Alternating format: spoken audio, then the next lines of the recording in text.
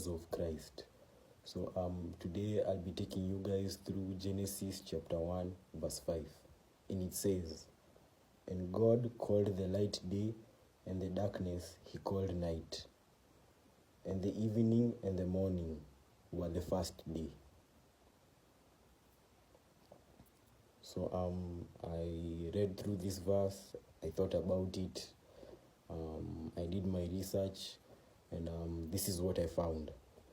So the first thing that this verse teaches us or shows us is the division of light and darkness.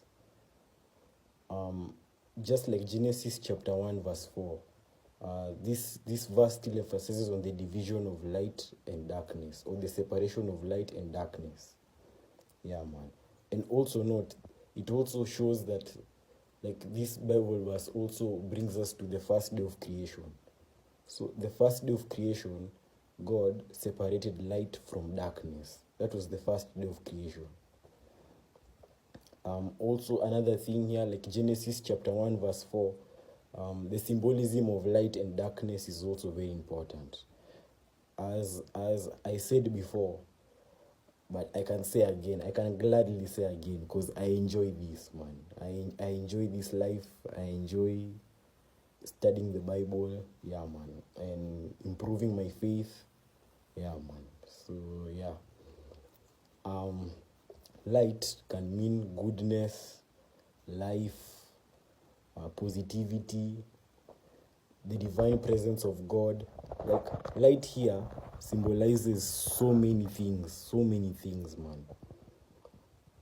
And also I also realized that, like, we come from light. That's why it's important. Everything afterwards came from light. If God did not create light, we wouldn't be here. We came from positivity, goodness. Then also darkness. Let's also talk about darkness. Even though darkness, it's kind of negative, deemed as negative, but it's also important here, because the separation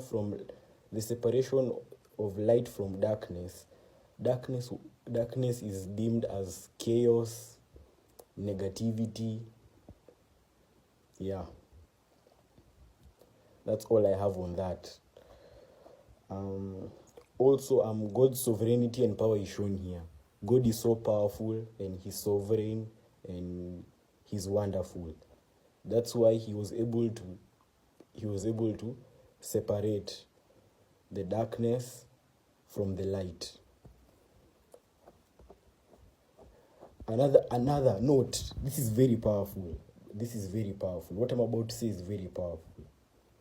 This verse here also is where God creates time.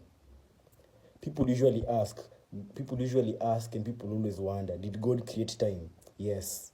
Genesis chapter 1 verse 5 shows us how God created time. Especially where it says, "And the evening and the morning were the first day." That's where time comes in. That's where God created time and rhythm, like time. That's where time manifests itself. In short, this verse also shows where this verse says the first day is where God creates time. That's where time comes in all of this.